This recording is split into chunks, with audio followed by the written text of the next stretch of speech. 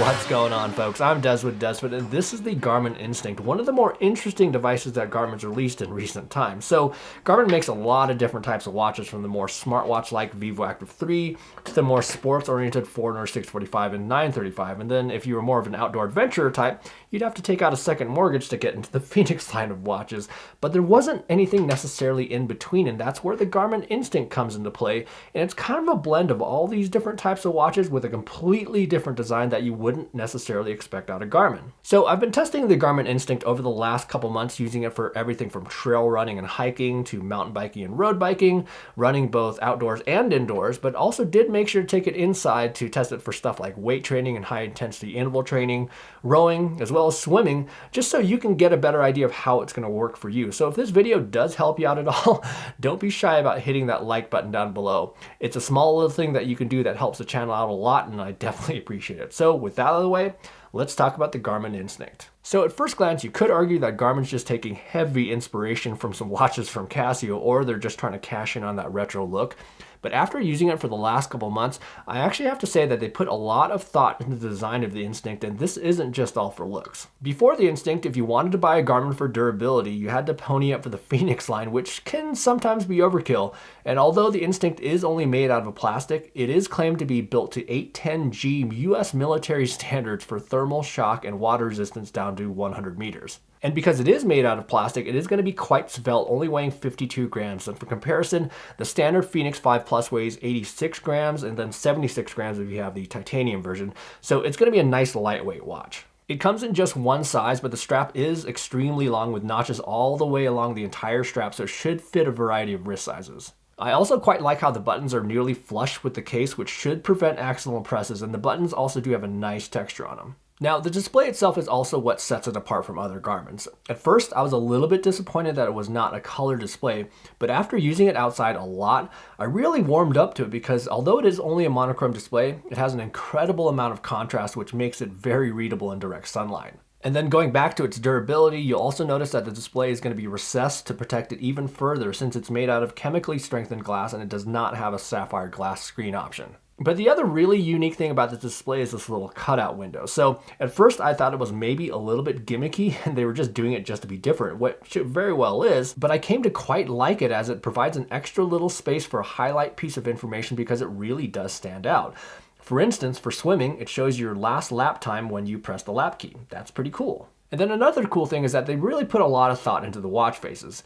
The stock watch face is pretty unique with a graph in the upper left-hand corner that can show your heart rate graph over the last 4 hours, steps, or other bits of information.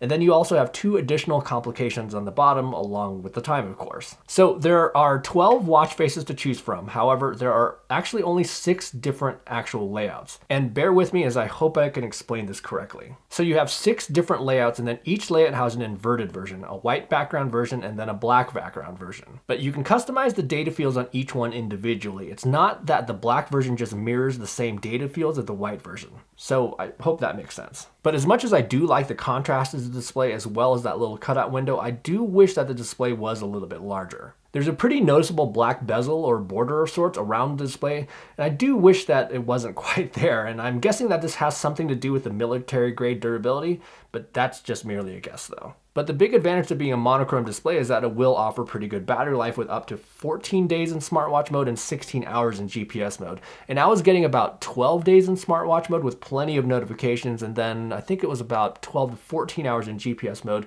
So I think that's pretty darn respectable. Now, in regards to this feature set, like I said, it's kind of like a blend between a Vivo Active 3 and a Forerunner 645, but they did put a lot more emphasis into the outdoor adventure features, like a 3-axis compass, a barometric altimeter, as well as GPS navigation using courses, along with a breadcrumb-style map, but it does not have full-blown mapping like you get on the Fenix 5X or Fenix 5 Plus line of watches. It does also have trackback, which basically allows you to follow your track back to where you came from, as well as distance to your destination. You can also put in specific coordinates using its sight and go function, and then it also does have sunrise and sunset times. In terms of customization, using the trail run activity as an example, you can customize the data screens to have up to 5 fields, which is up to 4 fields on the main display with 1 additional field in the cutout window. Then you have tons of alerts for different things like heart rate, pace, distance, and elevation, a metronome, auto lap, auto pause, auto climb, 3D speed, 3D distance, whether you want to enable the lap key, automatic scrolling of data pages, the GPS modes including plain old GPS, GPS plus GLONASS, and then GPS plus Galileo, as well as the Ultra Track mode, just so you can get up to 40 hours of battery life. So this is going to be really good for people like ultra runners. And then it also has a power save timeout and then changing the background color. So it does come with a pretty broad feature set, but there are 2 things that are missing in my opinion. And the first is going to be the lack of VO2 max. So I know a lot of runner friends that really like the look of this watch, but they still want VO2 max. So I'd love to see that in there. But the other thing missing is the lack of Garmin Connect IQ for stuff like data pages, and that's kind of a big bummer. Now, although the Instinct is aimed at the outdoor market, they didn't forget about smartwatch features, and it does have some basic stuff like notifications, calendar events, weather information that's pulled for your phone, but it does not come with Garmin Pay nor music storage and playback. However, it does still come with music controls to control the music playing back on your phone. It does also come with a long list of activity profiles with all the standard ones you would expect, but it does also come with both pool swimming as well as open water swimming, winter sports profiles like skiing, snowboarding, cross-country skiing, and then water sports like kayak, stand-up paddleboarding, and rowing. And then gym-based activities like indoor rowing, strength training, a generic cardio profile, yoga, elliptical, stair mill, and floor climb, and then we have tactical as well as boat. But in regards to its performance as a fitness device, let's first go through GPS, and spoiler alert, there's really no issues that I had here.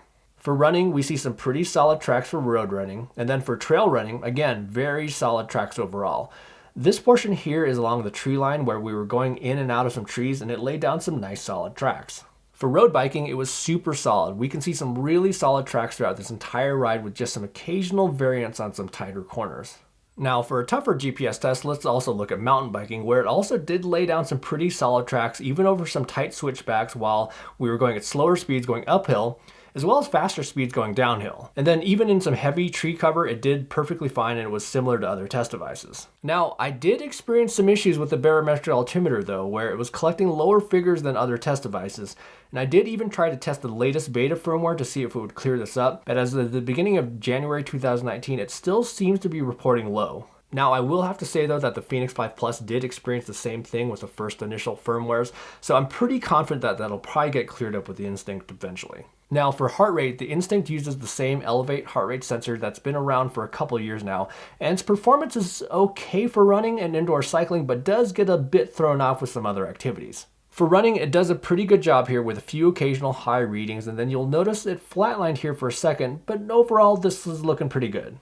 For road biking, you'll see some not so wonderful readings here where there was a rapid change in heart rate, but sometimes it did fall along with the chest heart rate strap pretty closely. But then for mountain biking, well, this is basically what you get for wrist-based heart rate while mountain biking, but don't be too alarmed. This, other than weight training, is pretty much the toughest test for wrist-based heart rate.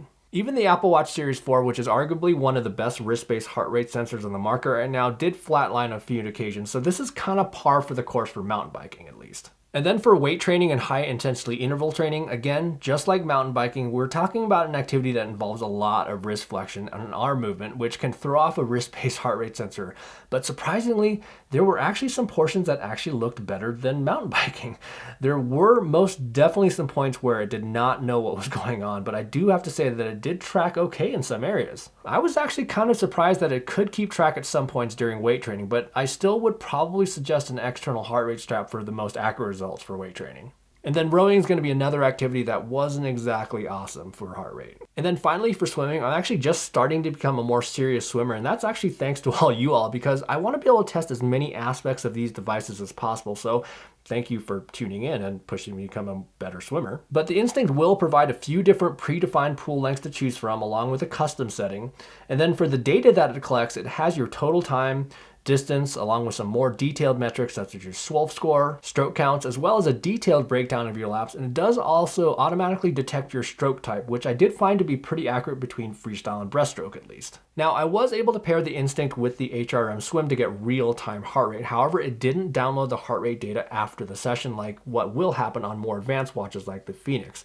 And this didn't necessarily come as a surprise to me, but if I was doing something wrong or if you have any more information about this, please let us all know in the comment section below. So in terms of its performance as a fitness device, the GPS is going to be rock solid. The altimeter could be better, and hopefully that'll improve with a firmware update. But the wrist-based heart rate sensor, like I said, it's getting a little bit long in the tooth at this point, and it's definitely going to suffer in activities like mountain biking, weight training, and rowing. However, you can pair this with both Ant Plus and Bluetooth external sensors. So if you want the most accurate heart rate, I definitely recommend getting an external heart rate strap, and I do have a few that I'd recommend that in the description below. But the thing that really sets the Instinct apart is going to be its design and its durability. If you've always wanted a Phoenix because of its durability and couldn't stomach that price tag, this device could really fit the bill. Alternatively, if you wanted a Forerunner 645 but wanted something more durable, again, this could be a good option. And then finally, if you wanted a vivoactive 3 but wanted physical buttons, well, here you go. However, no device is perfect, but my complaints are fairly minor. The first I wish is that the display could be a little bit larger. The second is going to be the lack of VO2 max. Then there's also the lack of Connect IQ. Then again, the wrist-based heart rate and the altimeter could be a little bit better. But still, overall, I've really come to quite like the Instinct. It's got a unique little feature set and a cool little design that's definitely unlike any other Garmin. Anyhow, if you do have any questions or comments about the Instinct, make sure to leave those in the comment section below. And on the way down there, hit that like button if you like the video, and also subscribe to the channel for plenty of fitness and sports technology reviews that are coming soon. In the meantime, go get some adventuring done, and we will see you in the next video. Down in the groove.